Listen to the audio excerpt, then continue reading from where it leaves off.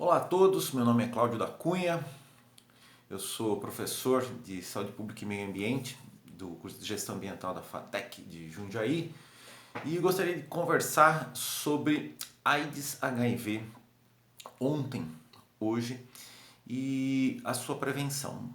Bom, primeiro, HIV AIDS ontem. No início, essa doença ela não era conhecida. Ninguém imaginava que um vírus como o HIV pudesse existir e muito menos que poderia derivar de outros animais. Então, o salto de vírus de animais para humanos sempre acontece, sempre aconteceu e há uma série de peculiaridades a respeito desse vírus. Então, o HIV humano é derivado do SIV, o vírus da imunodeficiência de símios. Esse S é de símios, de macaco. Existem imunodeficiências causadas por vírus em gato, em boi, em foca, leão marinho, bichos que a gente nem imagina têm vírus semelhantes. Mas, para surpresa nossa, em algum lugar da década de 30 do século XX ou antes, o SIV típico de chimpanzés saltou para os seres humanos, muito provavelmente pelo contato com sangue, com caçadores. O chimpanzé é consumido como alimento na África. Esse tipo de transmissão acontece no Brasil também, acontece ainda até hoje, com caçadores de tatu e outros animais silvestres que pegam particularmente doença de Chagas em contato com o sangue desses animais. Então, em algum momento, o vírus SV passa para humanos, ele se adapta e passa a ter um contágio entre humanos de maneira sustentável.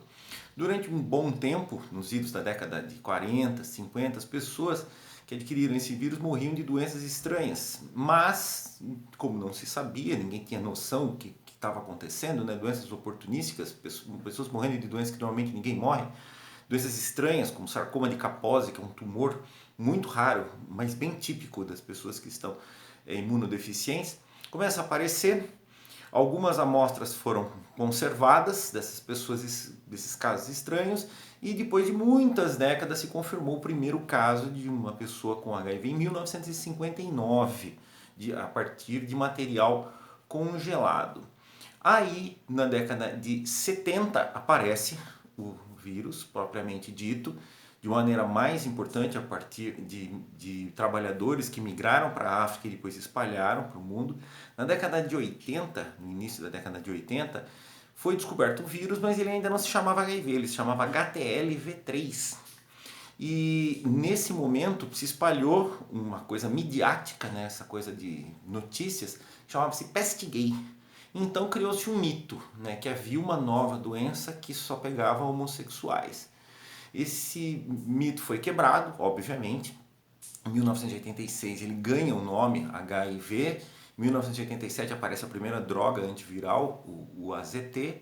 Mas a ideia de que o HIV ele era um vírus típico de pessoas homossexuais perdurou durante muito tempo, que causou um baita de um estrago do ponto de vista epidemiológico, porque as pessoas se sentiam absolutamente à vontade em relação a ele quando eram heterossexuais. E mais, como eu presenciei essa época, ficavam muito felizes, porque havia aquele conceito, né, de pecador, né, doença dos pecadores e coisa e tal.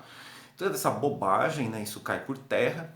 E hoje, né, como estamos com a AIDS? Então, lembrando, AIDS é o nome da síndrome da imunodeficiência adquirida, um conjunto de doenças estranhas que a pessoa desenvolve, enquanto HIV positivo é o nome que se dá para a pessoa que é portadora do vírus.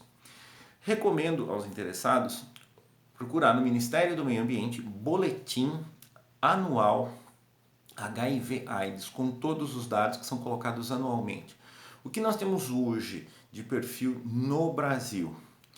Primeiro, não há mais diferença de contágio entre homossexuais e heterossexuais. Estamos exatamente meio a meio.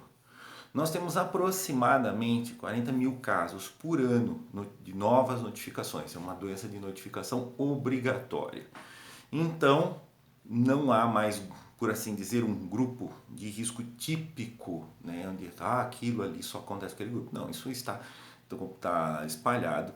Porém, nós hoje temos uma quantidade muito grande de drogas disponíveis no SUS e formando o tal do coquetel anti-HIV, o que fez com que a AIDS perdesse aquela pecha de doença de pessoas morrendo horrivelmente, esqueleticamente.